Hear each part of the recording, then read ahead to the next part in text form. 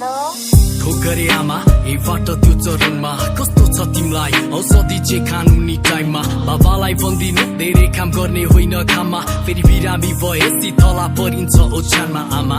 राम्रो भएको छ यसपालि सुब्बाको जाँच 5 वर्ष भइसक्यो निस्किनु पर्ने हो नाम घरबेटीले नि कोठा भाडाको बढाइदिया छ दाम महँगी नि उस्तै छ त्यसैले खोज्दैछु काम गरिरहेछु कोसिस इन्टरभ्यू दिएको छु 3 ठाम बिना अनुभव नि गाह्रो रहेछ पाउनलाई काम साथीले भन्दै थियो हेर केटा बरु विदेश जाम पैसा पुगे अस्ट्रेलिया नत्र खाडीको कुनै ठाम देशमा छैन काम काम पाए नि छैन राम्रो दाम भविष्य अन्धकार लोकसेवामा ननिस्किए नाम आमा 5 वर्ष भएछ मनी काठमाडौँ आएको हरेक महिना माग्छु पैसा छैन केही दिन पाएको मैले सकिसके है सबै बाबाले कमाएको मलाई सब थाहा छ आमा किन कुरा लुकाएको हातका बाला बेची तिम्रो मेरो फितिर नपठाएको मेरे खर्च धान्नलाई घरको छानु नि नचाको मलाई पैसा पठाउन बाबाले ऋण उठाएको त्यही तिर्न नसकी हाम्रो खेत साउको भाको आमा आतेको छैन म मातेको छैन मजदुरको सन्तान हुँ मैले बिर्सेको छैन तिम्रो आशीर्वादले गलत ठाउँमा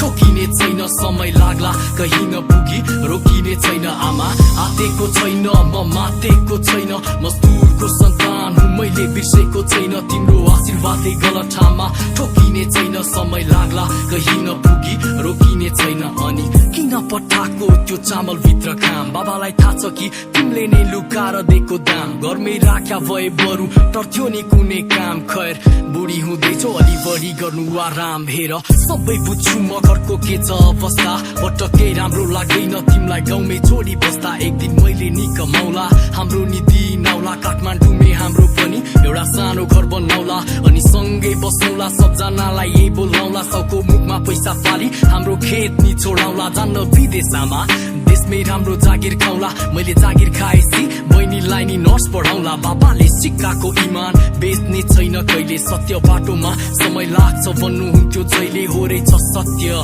साँच्चै बुझ्दैछु म अहिले आज हिँडिरहेको छु त्यसैले चिन्दैन कसैले गन्तव्यमा पुगेछि याद गर्नेछ सबैले तिम्रो पहिचान मेरो नामबाट बनाउनु छ मैले गर्व साथ मेरो छोरो हो भन्छौ भर्ख अहिले यो दुःख इतिहास हुनेछ खेल खेल्या हो समयले दुखीको नै फिर्छ दिन हात दिनु पर्दैन त्यसैले फिर्नेछ हाम्रो नि दिन साथ दिनेछ समयले सम्मान दिनेछ नहिले हेप्ने सबैले दसैँमा आउँछु ल घर यहाँ सबै ठिक पारी पहिले तिमीलाई उपहार ल्याइदिउँला मेरो पहिलो कमाइले आमा आतेको छैन म मातेको छैन मजदुरको सन्तान हुँ मैले बिर्सेको छैन तिम्रो आशीर्वादले गलत ठाउँमा ठोकिने छैन समय लाग्ला कहीँ नपुगी रोकिने छैन आमा आतेको छैन म मातेको छैन मजदुरको सन्तान हुँ मैले बिर्सेको छैन तिम्रो आशीर्वादले गलत ठाउँमा ठोकिने छैन समय लाग्ला कहीँ नपुगी रोकिने छैन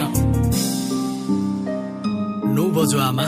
कलेज जाने बेला भयो ढिलो हुन्छ क्यारे छैन खानै पकाएको बाबालाई सब ठिक छ भनिदिनु है हाल खबर छोराको पछि कुरा गरौँला ल हुन्छ अहिलेलाई म गएको